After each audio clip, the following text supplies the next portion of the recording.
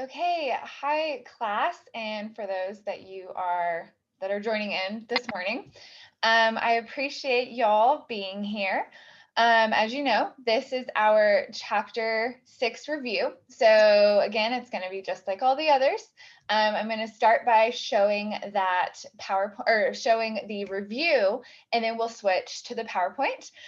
So first, let me share my screen to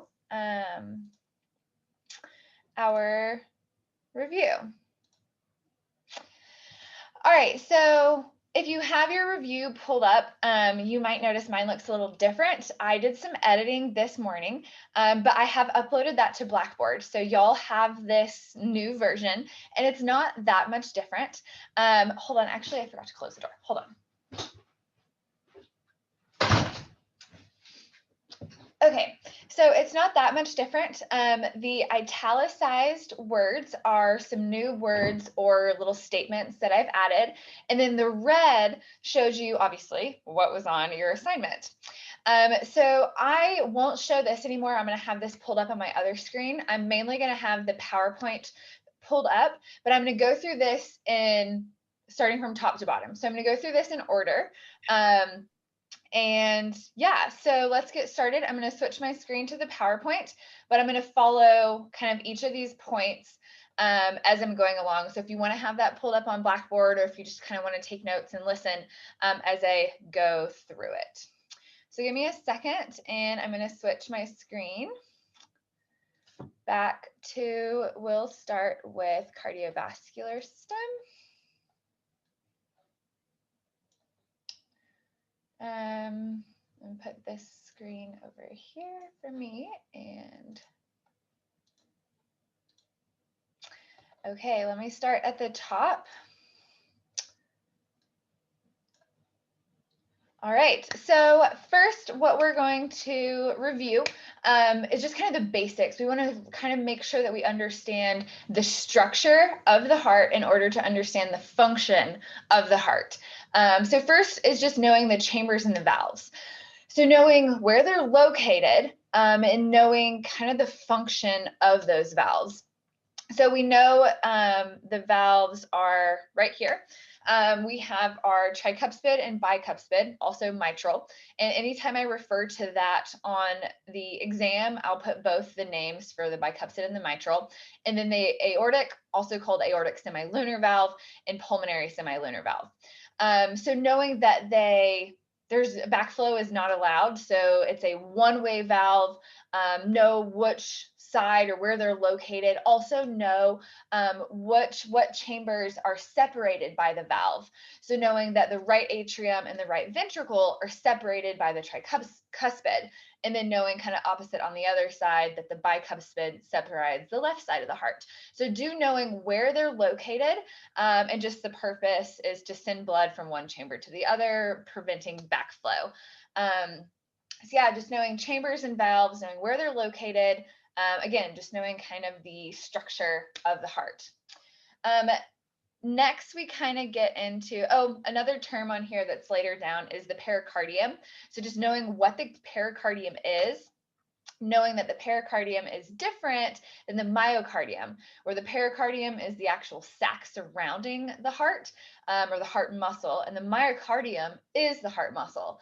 And we'll talk more about the myocardium later, but just knowing what the pericardium is. So next is getting into pulmonary versus peripheral circulation. So we have two different circuits, which I'll kind of show throughout the next few slides. Just knowing kind of what all comprises of those circuits. You should have written about this on number 1 on your assignment when we talked about path of blood flow through the heart following that blood cell from the left ventricle back to the left atrium. You should have mentioned that it has to pass through the arteries, which arteries move away from the heart, and then they branch off into the arterioles and then the capillaries. And then when we return back to the heart, we then go through the venules and then the veins. So knowing kind of all of that structure, knowing what the arteries branch to, what the veins branch from. Here we're actually defining each of those circuits. So it's easy to know pulmonary. Anytime you see pulmonary, we're referring to the lungs.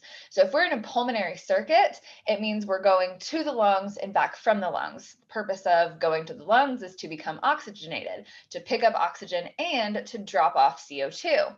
So that's the purpose of going through that pulmonary circuit there. And then peripheral means body. So peripheral, think periphery, arms and legs, or anything outside of the heart. So periphery referring to the body going to the body and then back to the heart. So knowing if I give you a direction that blood is going, so if I say blood's going to the lungs, you have to know that's in the pulmonary circuit. Or if I say the blood is pooling in the legs, but then returning from the legs back to the heart, you have to know that's the peripheral circuit. So do understand each of those. Next is the difference between arterial blood and venous blood. Similar to pulmonary and peripheral, it's just more descriptive terms to describe where blood is coming from, where it's going. The way to remember arterial, I probably said this in the lecture, is A, think of away. So blood is leaving the heart, going to, and it can be body or lungs. Arterial just means away from the heart. Venous means back to the heart.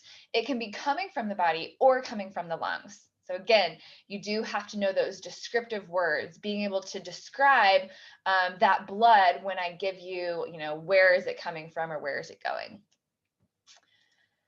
This term here, parallel circuitry, just explains, you may kind of have possibly a true-false question or definition question about parallel circuitry, just kind of knowing that it means that blood flows from the aorta and it can reach all organs in the body, all tissue, without having to pass through every single spot in the body. And that picture kind of shows that there. But what you'll have to know on the exam is, again, pulmonary and peripheral circuits, also knowing the venous and arterial blood. I have path of blood flow through the heart. Again, you wrote about that on your assignment, or you should have written about that on assignment 1. You probably should have written this entire part here to describe how that blood cell was traveling. So again, I think the best way to learn this is to write it out. So literally just to write everything out, reiterate over and over again that path of blood flow. So some people learn this path of blood flow by just learning these words and knowing where we start and where we end and how do we get there. So I think this is a great slide because it separates pulmonary and peripheral, so you can learn each circuit separately.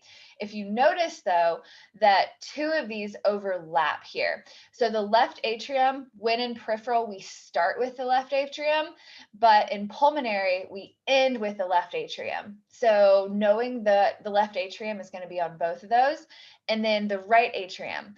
So with the pulmonary, we start with the right atrium, but with the peripheral, we end with the right atrium. So knowing that overlap there is helpful. And then this here, I know it looks crazy, but when you go through it on the PowerPoint step by step, it shows the starting and the beginning and where we're going, following these arrows here. So if you need more help with learning this pathway, go back to the actual chapter 6 lecture to go over that more.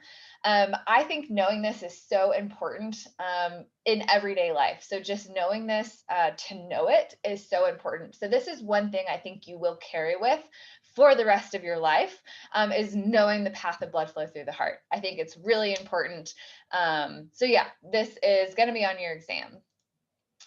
If you want to understand this kind of in words or phrases, that's what this slide is for here. So it takes that last slide and puts it into statements on where is it going, where is it coming from. And then, as you know, this here is a practice for you, labeling. There will not be a labeling question on the exam. I won't have a picture of the heart and you'll have to label it, but you'll have questions like, if I'm in the right atrium, where do I go next? Or if I'm in the aorta, where does that blood cell go? Or if I'm in the pulmonary arteries. So you'll have questions like, if I'm in this spot, where's the next spot? Or where did I come from? So if I'm in the left ventricle, where was the last spot that blood cell was before it reached there? So do have to know kind of everything about structures, valves, where am I coming from, where am I going? And then this slide here, is another way to label. Again, I won't have a picture of the heart on there, but this is just helpful to look at an actual beating heart and knowing kind of the structures of everything. This slide here, this was practice that I did answer on the chapter 6 lecture. So go back to look at that for those answers, but this is something very similar to what you'll see on the exam. So you may have a question like blood is entering the superior and inferior vena cava. So also describing that, knowing if it's pulmonary peripheral, venous arterial, oxygenated, deoxygenated. So knowing about that location. And then you may have a question like, if I entered here, where am I going next? So where am I going after the vena cava? Pumped out of the aorta, where am I going? Where did I come from? You probably get it at this point, but you'll have probably 5 to 10 questions on your exam about just blood, pulmonary, peripheral, arterial, venous, path of blood flow. So you'll have a lot of questions on this. So study this pretty hard. But let's move on. A term you want to be familiar with is anastomosis. It has to do with communication between the two coronary arteries. So anastomosis is how if one artery is blocked, the other artery can still receive blood flow due to this communication or this crosstalk that these two arteries have. So just knowing that definition. Here, cardiac cycle, knowing systole and diastole. You probably already know this before you even got to this class, but important to understand just what systole, we know contraction, diastole is relaxation. So just again, knowing that, pretty simple, but that leads us into how does that systole and diastole, how does that actually occur? And it has to do with intrinsic control. So this was also on your assignment. You wrote about the difference between intrinsic and extrinsic. So you're going to be asked about this again, knowing that intrinsic control is autorhythmicity. It's the heart's ability to send signals on its own without extrinsic help. So knowing that autorhythmicity is how the impulses control the contraction and the relaxation of the chambers. So it all starts with the SA node, and you should know that it's the pacemaker. So you'll have questions about the SA node versus the AV node. So knowing why is this SA node important, making sure those chambers fill before the signal is sent to the next node, which is the AV node, which we get to here. So knowing the difference between these two nodes, knowing that they're part of intrinsic control, also knowing that there's this delay here. So the AV node will delay that impulse before it spreads to the ventricles, again, allowing for the chambers to fill adequately, and also preventing backflow, making sure that the blood is flowing in the correct direction. And then knowing about the Purkinje fibers, how that's where the signal is sent after it goes to the AV node. It actually originates at this little bundle here. So we have these bundles, these Purkinje fibers. But yeah, so just knowing this pathway of intrinsic control. The videos I have in this lecture are very helpful. So go back and watch those. It kind of shows how intrinsic control makes those ventricles and atria contract synchronously. So knowing about that, I think we keep going here. It goes over it again. Another picture kind of shows what's going on. This class, you actually don't have to know the EKG. So I will not ask you about the P wave, QRS complex, or the T wave. Save that for applied ex-phys or testing and prescription, but you don't have to know that for this class. Now we get to extrinsic control, which you wrote about on your assignment. So you do know that extrinsic control is from outside of the heart, referring to the central nervous system. So this is where I think it gets a little bit harder. We know that extrinsic control is controlled by the medulla oblongata, another important tip for you to know. Let's talk about parasympathetic first. Vagus fibers, you have to know what these vagus fibers release. You do have to know that's acetylcholine. So acetylcholine, and also what's the role of acetylcholine? To decrease SA and AV node activity. But we know parasympathetic, we learned that in chapter 5, it's going to depress the activity of the heart. So parasympathetic, acetylcholine, it's going to decrease SA node, AV node. What else will decrease? Heart rate and blood pressure. So yeah, so understanding the parasympathetic tone, understanding acetylcholine's released to decrease everything. Next, we have the opposite, sympathetic. So you do have to know that the sympathetic nerve fibers are going to release norepinephrine. Now everything's going to be increased. So increase SA, increase AV, increase contractile force of the myocardium, which is going to increase stroke volume, cardiac output, and that's what else will increase. So heart rate increases, blood pressure, stroke volume, cardiac output. So yeah, that's just kind of knowing about extrinsic control. One more thing here is the adrenal glands. You may have a question. This is also part of extrinsic. We'll learn a lot more about the adrenal glands in chapter 8, but just kind of learning that they do secrete epinephrine, which is a catecholamine that increases the heart rate.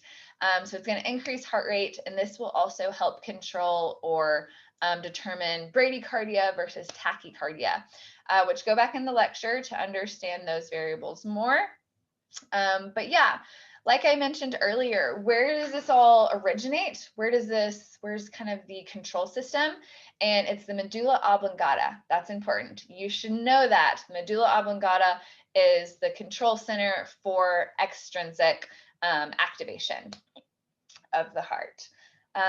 So yeah, that kind of finishes the extrinsic and intrinsic control. One thing I added to your review is knowing the difference between chemoreceptors and baroreceptors.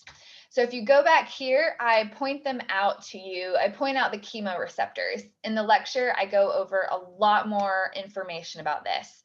We're going to keep it pretty simple here because we're going to talk more about chemo and baroreceptors in chapter 7 and in chapter 8. But what you have to know basically is that chemoreceptors monitor the chemicals in the blood.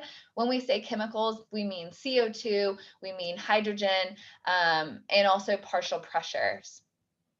Baroreceptors monitor pressure. So that's really all you have to know, is just what each of those monitor.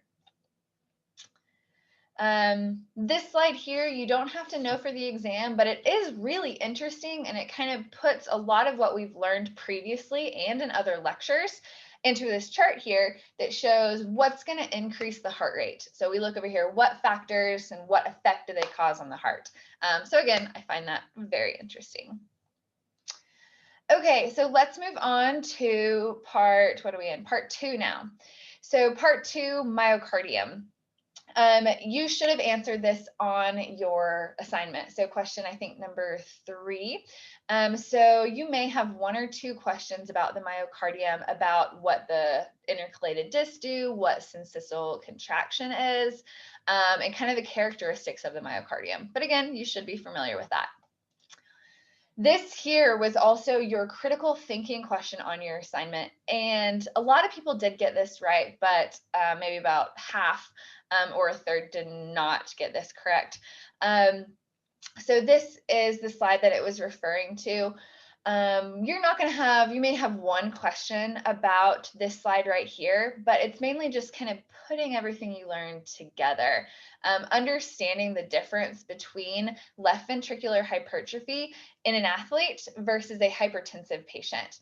And what's the difference between high blood pressure in an athlete or high blood pressure in a hypertensive patient?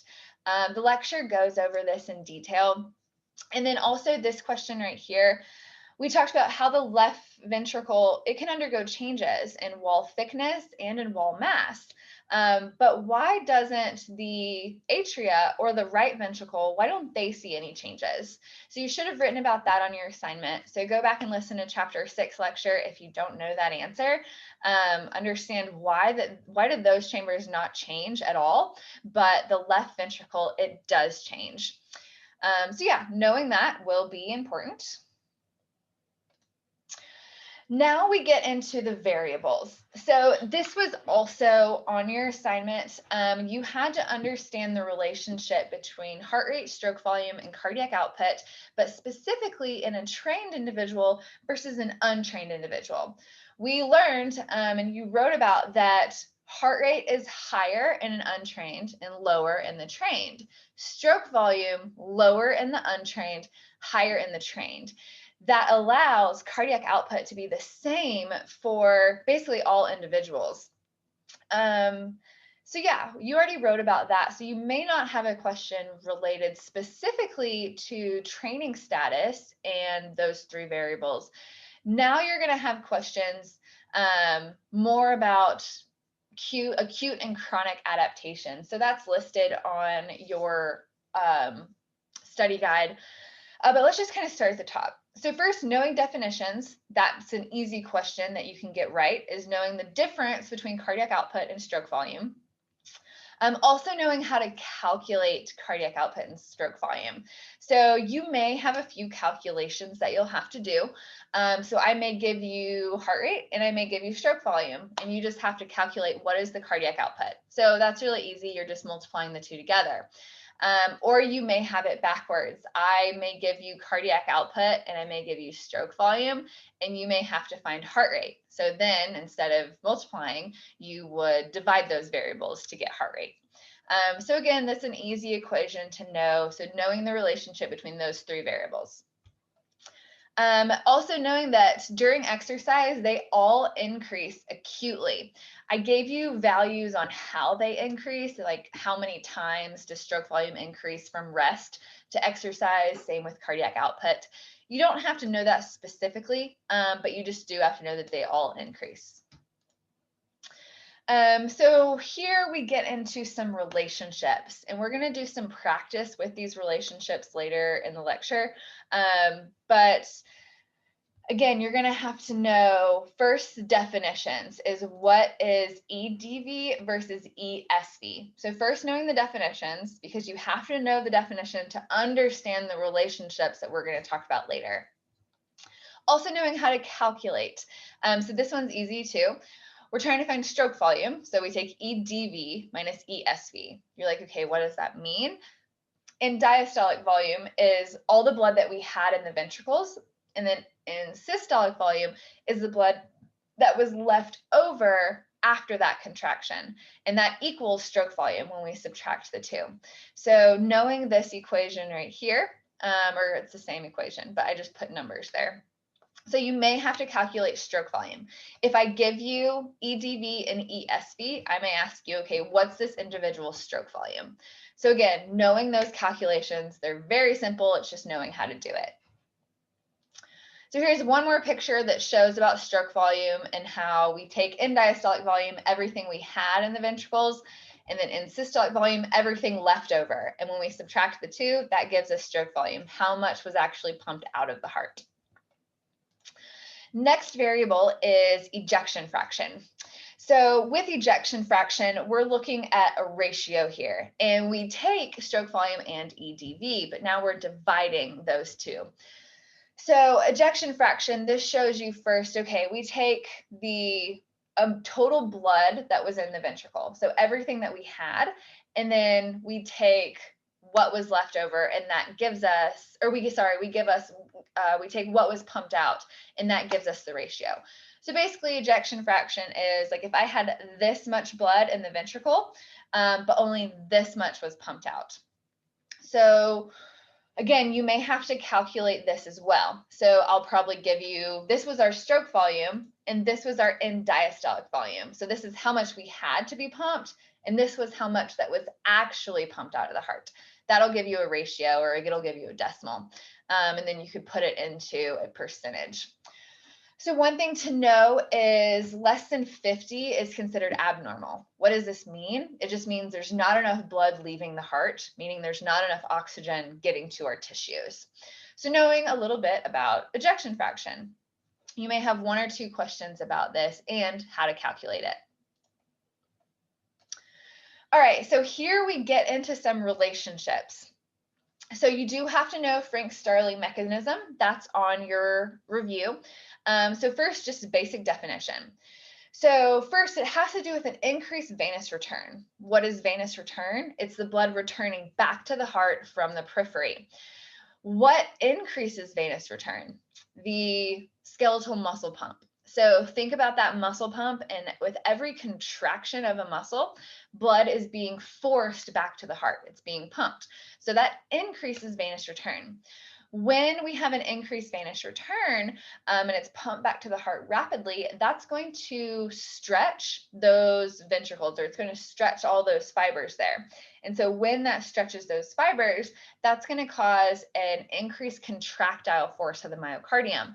So that's going to pump more blood out of the heart. So we have this increased contractile force that's going to increase stroke volume, and it's going to lower in systolic volume. So systolic was what's left over. So if we have a greater stroke volume, we're going to have very little blood left over in the ventricles after that contraction. So that's just kind of a little bit about Frank Starling. We'll talk more about him in a little bit. I say him, more about it in a little bit. Next question here, we have to know the relationship between blood pressure now. So if blood pressure increases in the aorta, stroke volume is actually going to decrease. We have to think, what causes increased blood pressure? If there's increased pressure, it means there's an increase in a resistance, because the pressure it's trying to overcome, or the blood is trying to overcome a resistance. And if there's higher pressure, that means there's greater resistance. And if there's a resistance there, that means it's kind of like a blockage. We're going to have less blood pumped out because there's a resistance. There's something blocking that blood from leaving the heart. It could be vasoconstriction, so that blood pressure is trying to move, or the blood is trying to move through a very small valve or very small hole or vein or whatever. Therefore, it can't get out as much. So that's this one here.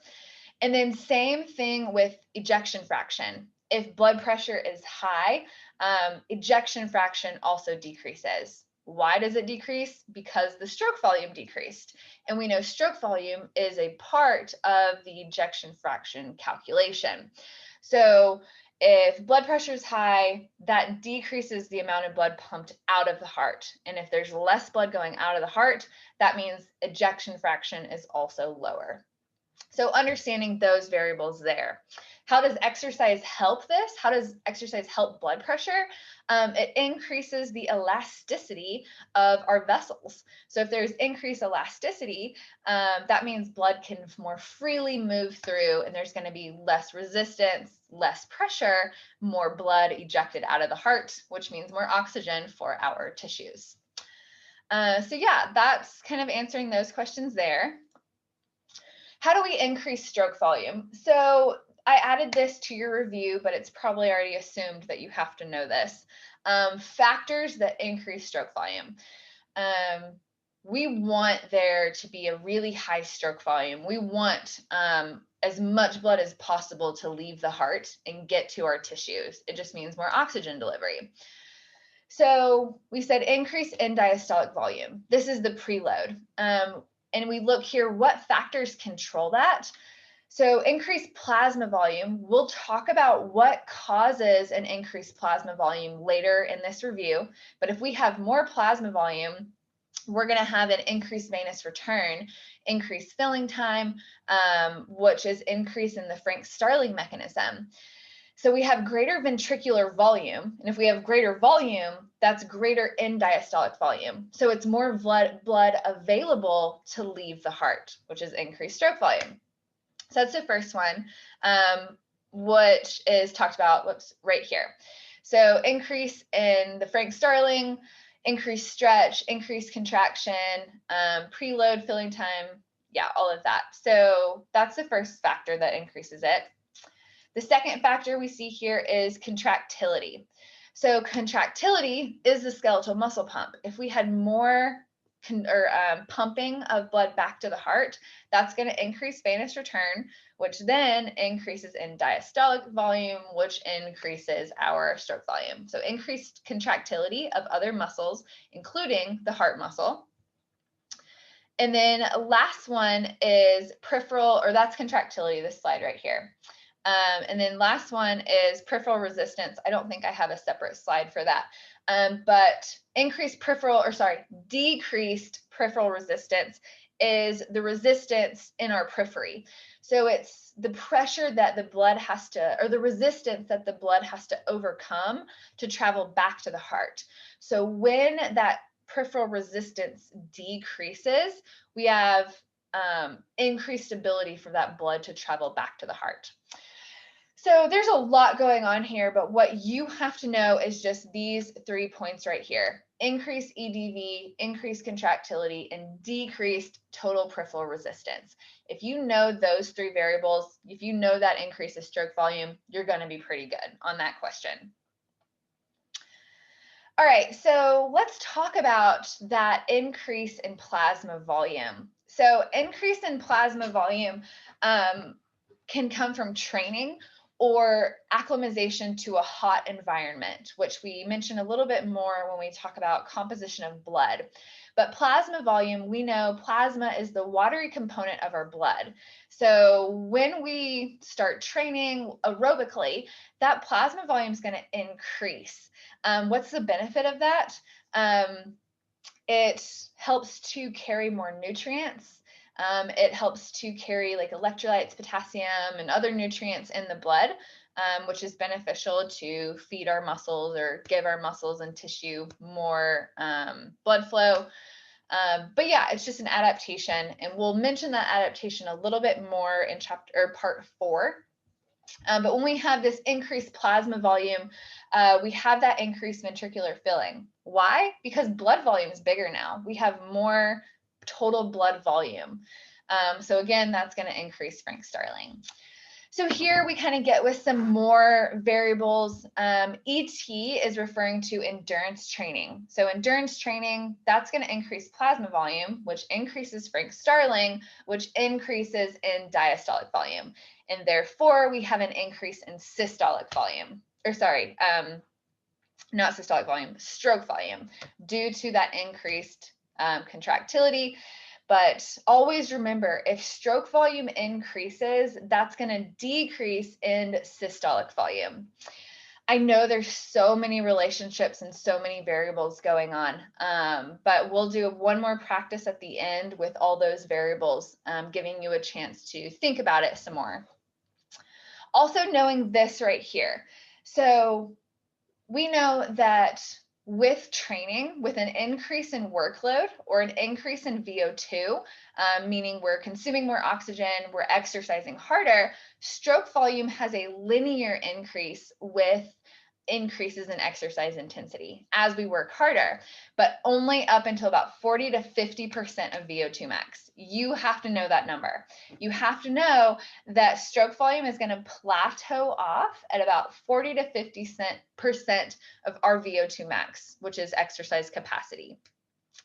You also have to know that heart rate will increase with cardiac output. So heart rate and cardiac output have a linear increase up until maximal workload, up until we reach 100% of our VO2 max. So they don't plateau off. That's why heart rate's a really good indicator of how hard we're working. So heart rate and stroke volume, linear increase with VO2 all the way up until we hit our maximal capacity.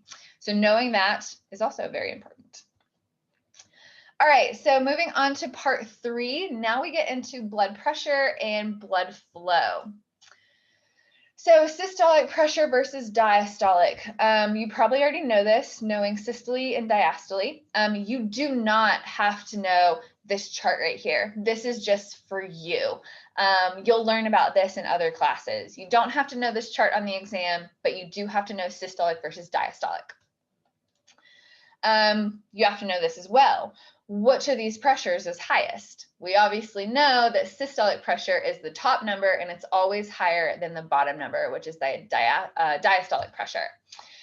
You also have to know that the highest pressure is in the aorta, and that's what we see right here. So we see our highest pressure is in the aorta, and then as we travel down, though, it gets lower and lower because we're further away from the pumping action of the heart. So the further away we are, the less pressure there is. So the lowest pressure is going to be in the veins. So the veins and anything returning back to the heart. So medium and large veins, and even in the vena cava. So when we enter back into the heart, that pressure is very low, furthest away from the pumping action of the left ventricle. All right. This here is just laws governing blood flow. You may have one question about this slide here. It's knowing what does blood flow, or what's the product of flow. So we know that this triangle right here means a change in, or a difference in. So there's a difference in pressure, and that's what this is talking about here. An increase in pressure difference between two areas. If we have an increased pressure difference between two areas, that means we're going to have an increase in flow. Blood and air in the body flow from a high area of pressure to a lower area of pressure. So that blood flow is going to flow to the lower pressure area. So you do have to kind of understand that. We're going to see an increase in flow when there's an increased pressure difference. This one's easier. When there's a decreased resistance, we have an increase in flow. Think of resistance as a blockage. So if there's a blockage there, if we have a increased resistance, we're going to have a decreased flow, or a decrease in blood flow. But if there's a decreased resistance, which means there's no blockage, there's nothing stopping that blood from traveling, we're going to see an increase in blood flow to an area. So you kind of have to understand that as well. Continuing with this topic, we just went over increase in resistance, or increase in like a blockage, decreased blood flow. This here refers to how can resistance be changed. I talk about each of these points in the lecture, but this is a perfect question to ask on the exam. Perfect multiple choice question. Which of the following ways can resistance to flow be changed, or which of the following is not a way resistance to blood flow can be changed? Length of the vessel, radius, and viscosity of blood, the thickness of it. So if you need more help on that, go back and listen to this in the lecture right here, but that's a perfect question for me to ask about. All right, here, so blood flow, moving to an area. Another really good question is, oxygen delivery to a muscle depends on what? What does it depend on? Number one, the amount of blood flowing to that tissue, and then the amount of oxygen taken out by the body's tissue. So this right here leads us into a really good topic. We're going to talk about redistribution of blood flow, and then how much oxygen is taken out by the tissues, and that's called AVO2 difference. And so we're going to talk about each one of those here, first starting with this second bullet point, how much oxygen is taken out of the blood by the muscle. This depends on if we're exercising or if we're at rest. And that gets us to AVO2 difference. So this is a pretty important topic to understand, or concept to understand. And it just kind of basically refers to, if I have this much blood flowing to my muscle, we're going to say that I'm doing lower body exercise and my quadriceps are working really hard. Well, there's lots of blood traveling to my quadriceps, especially during exercise. But since I'm exercising, my quadriceps, they need more oxygen to function. So my muscle is going to extract the oxygen from the blood. Compared to when I'm at rest, just sitting here right now, my quadriceps are not working hard at all. So they don't actually need a lot of oxygen. So the blood that's still flowing to my quadriceps, it's not taking out as much oxygen as it would when I exercise. So that gets us to, what is this AVO2 difference?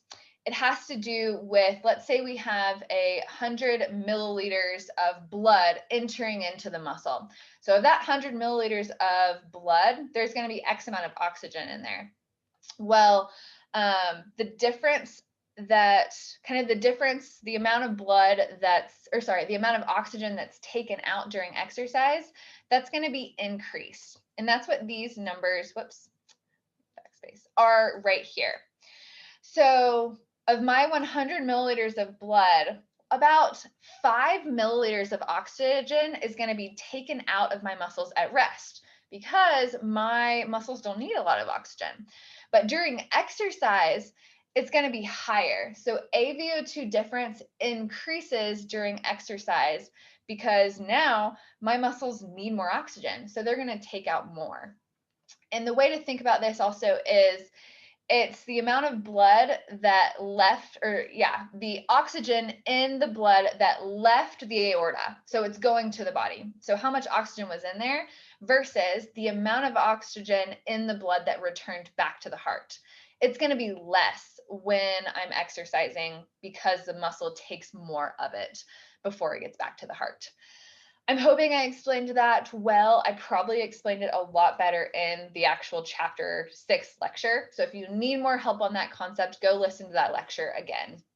But this is important. You do have to know this on the exam. This picture shows it as well. Again, I go over that more in chapter 6 video, so go back and watch that. Moving on, the Fick equation. For some reason, it wasn't on the review, so I added it. But this is pretty simple. You do have to know what is Q, cardiac output, and what is that AVO2 difference that we just discussed. So knowing that we multiply both of those together, and that equals VO2. So you'll probably just have a question on what is the Fick equation, or what's the equation for the Fick equation. But yeah, we're going to talk about each of these variables. I did this on the review, but we know that cardiac output is heart rate times stroke volume. So this is talking about how does exercise affect all of these variables. We know heart rate increases, stroke volume increases, and then down on, or maybe I don't have it, but the next one, AVO2 difference will also increase. When all of those variables increase, that increases our VO2. And that makes sense because during exercise, our VO2 is higher. So one way to just kind of simplify this is all these variables are going to increase during exercise, which increases our total VO2, volume of oxygen that we're consuming. So go over this again kind of on your own or go back and listen to the lecture, but knowing about these variables, what happens to these variables during exercise. But yeah, that's the Fick equation. Next, we're getting to the end, so don't worry. Redistribution of blood flow. So this one makes sense. This was another factor that determines how much oxygen is getting to a muscle, and it has to do with how much blood flow is actually entering into that tissue.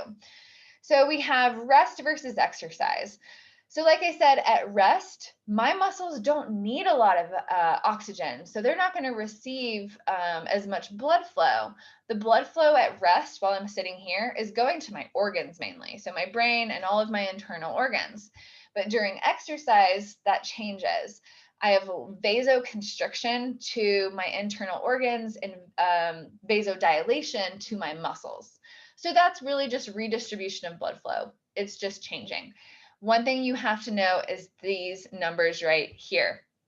So this here shows 80 to 85% of blood is going to my muscles during heavy exercise versus at rest, only about 15 to 20% of blood flow or cardiac output is going to my muscles. This slide shows it here too. It shows it in milliliters, but this is referring to cardiac output. So at rest, cardiac output is about 5 liters of blood pumped per minute out of our system or heart. Over here, we see looking at 25 liters. So cardiac output can increase all the way up to 25 liters of blood pumped out of the heart. So yeah, you don't have to know exactly where all this blood flow is going. You don't have to know these percentages. All I said, or all I want you to know is the 80 to 85% blood flow goes to the muscles during exercise versus down here, 15 to 20% of blood flow goes to the muscle during rest. These next two slides talk about, well, how does that happen? How does blood flow get to one area and not to another? Vasoconstriction and vasodilation. So just first knowing the definition of each of those and knowing what causes vasoconstriction and dilation, and that is these precapillary sphincters. Sphincters are these little muscular rings that hang out at the end of each, or hang out in these capillary beds, and they can constrict to prevent blood flow or relax, dilate to allow blood flow into the capillary. So that's how we get more blood flow or less blood flow would be vasodilation and vasoconstriction. This here talks about, well, what controls those capillary sphincters? That goes back to extrinsic control and intrinsic control. So hormones. So extrinsic control, we said that the medulla oblongata has all of these veins, and norepinephrine and epinephrine are going to be released from those, causing vasoconstriction or dilation. And then intrinsic control, remember the word autorhythmicity? Well, we also have autoregulation. That's a term you have to know. It means blood flow regulation in a certain area. So what causes autoregulation or allows for this? Chemoreceptors, which we already know about. Chemoreceptors are going to detect those chemicals in the blood and will either vasoconstrict or vasodilate, depending on if we're exercising or at rest. But yeah, so you do have to be kind of familiar with vasoconstriction and dilation and what controls the widening or tightening of those vessels. This right here, we've made it to the study guide. Your quiz is today. So I know that looks like a lot, but it's just making sure you've covered all your bases. So take that quiz today, know this study guide, fill out this study guide before you sit and take it. Use your notes while you take the quiz so you can get as many points as possible.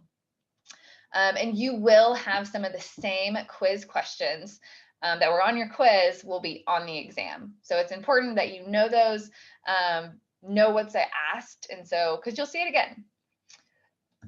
All right, we've made it to part 4. We just have a few more points to touch on before I finish up here. So components of blood.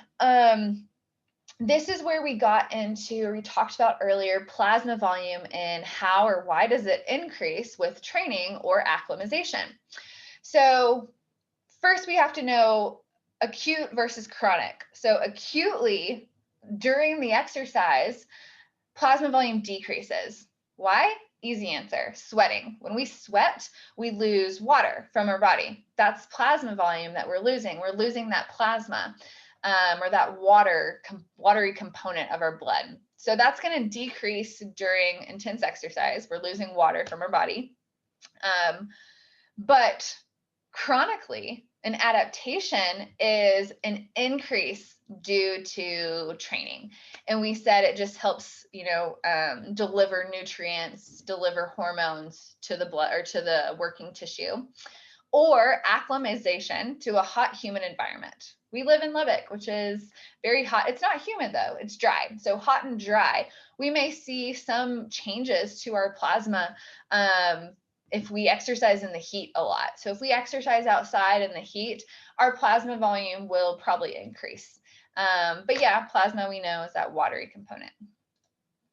Formed elements, you just have to know red blood cells are, and we'll talk more about this in chapter 7, about red blood cells, how that's how we carry oxygen. And so you probably won't have a question about red blood cells from chapter 6, but you will probably from chapter 7. So we'll wait to talk about that.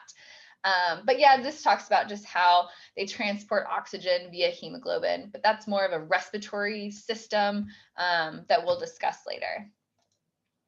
So getting to 2 terms that you do have to know on your exam is hemoconcentration, and then hematocrit is the other one. Hemoconcentration, now this one's easy. The definition is just a reduction in plasma relative to the red blood cells. So it's when our plasma volume decreases. We already talked about when does this occur. It's the acute effect of exercise.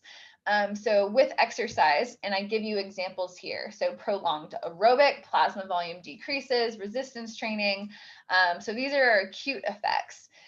And then the chronic effect of plasma volume is an increase. So you do have to know the difference between acute and chronic effects on plasma volume, and knowing that hemoconcentration is just a reduction in plasma during exercise compared to red blood cells. We have more red blood cells when we see a reduction in plasma volume. So that's what you have to know for that one. And then this was added. I'm going to add this to the exam because it's kind of interesting. I'm talking about dehydration. So when we're dehydrated, what are some of those side effects? What happens? So you'll probably have a question about this. So like, which of the following does not occur during dehydration, or which does occur? So we see decreased plasma volume decreases total blood volume. So if we have decreased total blood volume, we're going to have a decrease in stroke volume because the blood volume is lower, meaning there's not going to be as much blood pumped out of the heart, which we'll see an increase in heart rate. That's actually called cardiovascular drift. So cardiovascular drift is when we have decreased plasma, decreased stroke volume, but our heart rate now has to increase and work harder to maintain cardiac output. But cardiac output probably still decreases due to the overcompensated decrease in stroke volume. But you don't have to know cardiovascular drift. You just have to know these arrows right here and what happens when we're dehydrated. Mainly, I probably won't ask you about this bottom three right here, but just these top two. And then getting to hematocrit. So what is hematocrit? This is going to be an easy definition question because it's one of the two definitions that have a percentage, not necessarily looking at a ratio here, but looking at a percent of total blood volume composed to form elements. So hematocrit is, and we'll look at a picture in just a second. Well, we can look at it right here. So hematocrit is different between trained and untrained individuals. So with our untrained individuals, we actually have a higher hematocrit because there's going to be that lower stroke volume, where endurance trained have lower kind of total hematocrit, but higher plasma. If that doesn't completely make sense, just kind of base it off this definition. And I probably explained this a lot better in the chapter 6 lecture. So maybe go back and listen to that if you're still a little confused on hematocrit. So just kind of wrapping up, in general, what are some adaptations that we have? This first starts acutely. So you just have to know acutely during exercise what happens to each of these variables: cardiac output, heart rate, and stroke volume. And these three graphs will show that. Here we look at VO2, and then we look at blood pressure. So also knowing these variables, acutely, what happens to those variables during exercise. Here is the adaptations. So adaptations, you mainly have to know for endurance training. I probably will not ask you about strength training. I'm just going to ask you about the endurance training column. And I'm going to ask you just what I have in blue or in red. So looking at end diastolic volume and stroke volume. So resting adaptations. If I'm an aerobic athlete, I've been training for years, what change may have occurred? Looking at plasma and red blood cells, and then blood volume, and then also hematocrit. So just kind of knowing those. Again, I go over each of these variables in a lot of detail in the lecture. So go back and look at that if you need some more help. Okay, this is the last slide here, and these are some critical thinking questions. So I'm going to try something different. These questions you can see right here, I actually want y'all to answer and respond to me. We haven't really done that, and I think that would be really helpful to have people, unmute themselves and talk. Since not a lot of people like to do that, I want to try to force you to kind of talk and give me an answer here. So y'all have had time to look at these. They were in the lecture, so I kind of want you to think about this. Starting with number 1, and I have the answers written down. There are about 4 answers for number 1. So think about it for a second, unmute yourself, and give me an answer. So I'll probably give you like a minute, maybe less. I'll give you like 30 seconds or 20 to 30 seconds. And then one of y'all, please give me an answer. Okay, go.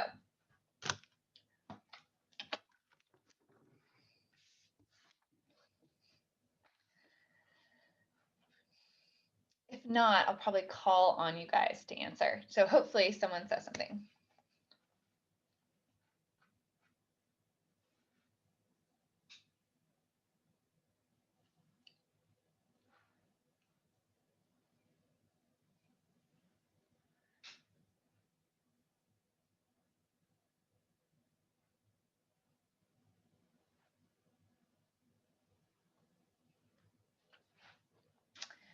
All right, I'm going to go ahead and call on people. All right, I'm going to have Kelly Elliott. You're going to go first. So if I have an increase in plasma volume, that's going to lead to what other changes? So if my plasma volume increases, what else is going to happen to the heart?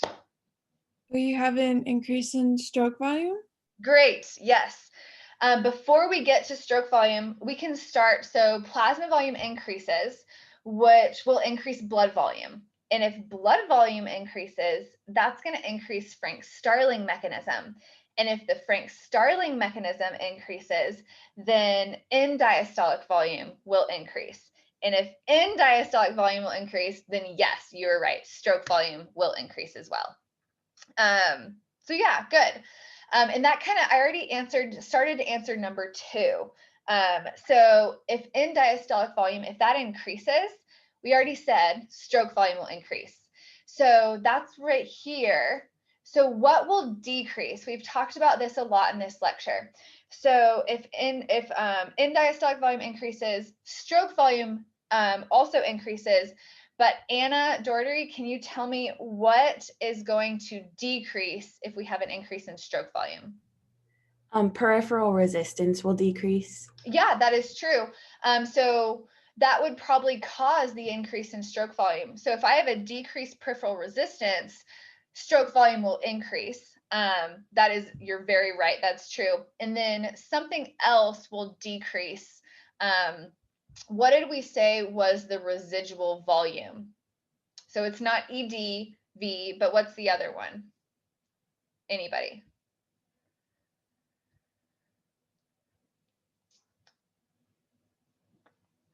Kelly, do you know this one? I'm sorry, can you repeat what you were saying? Oh, I was just finishing this question here. So if stroke volume increases, what will decrease? Heart rate? Possibly, yes, but my answer here is in systolic volume. So one way to remember that is if plasma volume increases, almost every single variable will also increase except for end systolic volume. So that's one thing to note for that. Stroke volume increases and systolic volume will decrease. That's the blood that's left over. And then I can just kind of finish these next ones because they're pretty easy. So if blood pressure increases, what happens to stroke volume and ejection fraction? Actually, Anna, do you know this one? Yeah, I put that stroke volume and ejection fraction will both increase. Oh, actually, it's opposite. They'll decrease. Okay. So if blood pressure increases, remember that's going to be a resistance. That means that less blood is able to kind of get through the heart. So if less blood can get through the heart, then stroke volume and ejection fraction will start to decrease, meaning less blood will kind of get to the body. That makes a lot more sense. Yes, yes. So that's what it is. And then Frank-Starling, this is just lists all the factors that increase or decrease if Frank-Starling increases. And we already went over that and answered that up here. But just to reiterate, if Frank-Starling, which is increased venous return, if that increases, then we already said end diastolic volume increases, stroke volume increases, and end systolic volume decreases. I actually think these are pretty tricky questions, is learning those variables. So that's one thing that everybody should really focus on, is learning those variables, because you're going to have lots of relationship questions. Like if this happens and this happens, what's going to happen to this? But yeah, so that's kind of all I had. And it looks like everybody jumped off of this Zoom meeting when I started calling on people. So we'll probably end it there unless you guys have any questions for me. But other than that, y'all have a fabulous weekend, and I'll see y'all in the next Zoom session. Oh, just for everybody who will listen to this, exam 3 is on November 16th. So we still have about 2 weeks. And then I have to move the Chapter 7 Zoom review to Thursday, the 12th at 9 a.m. There's a doctor's appointment that my husband wants me to be at. So instead of on Friday, it's going to be Thursday for that next one. But thank you, Kelly and Anna, for participating, and for everybody else that was on this call, and for everybody that listens to this meeting. But other than that, I will sign off, and y'all have a great weekend. And please let me know if you have any other questions that I can help you with. Okay? Bye. Thank you so much. You're welcome. Thank you. Bye.